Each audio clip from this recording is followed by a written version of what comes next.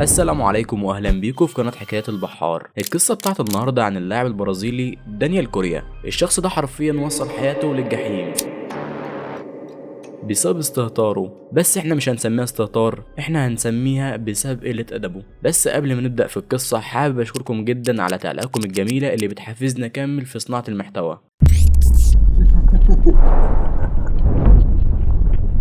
دانيال من مواليد عام 1994، لعب في نادي ساو باولو ونادي تاني في البرازيل. في يوم 29 اكتوبر عام 2018 اعلنت الشرطة البرازيلية عثورها على جثة اللاعب دانيال كوريا وعليه اثار التعذيب في الغابة، وكان راسه مفصول عن جسمه واعضائه التناسلية متقطعة بشكل مرعب. قبضت الشرطة البرازيلية على احد المشتبهين وهو رجل الاعمال إيديسون بيريتس، واعترف بعدين بقتل اللاعب دانيال وهو اللي قطعه بالشكل ده.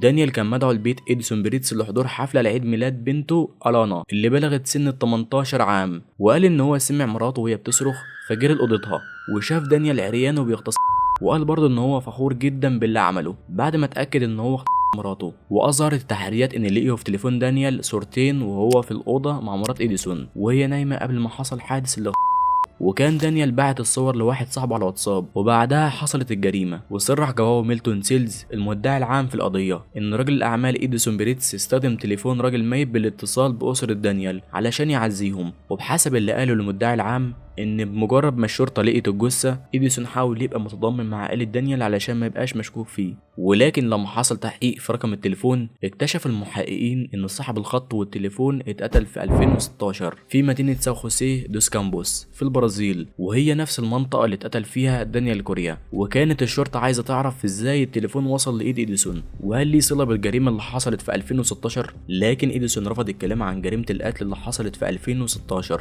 والمحامي بتاعه قال ان الجريمه ملهاش اي علاقه بالقضيه وان هيكتفوا بالقضيه المتعلقه بدانيال. وبس كده وبكده نبقى وصلنا لنهايه الفيديو. طبعا لو عجبك الفيديو ما تنساش تدوس لايك للفيديو وتشترك في القناه وتفعل زر الجرس. وسلام يا ابطالي.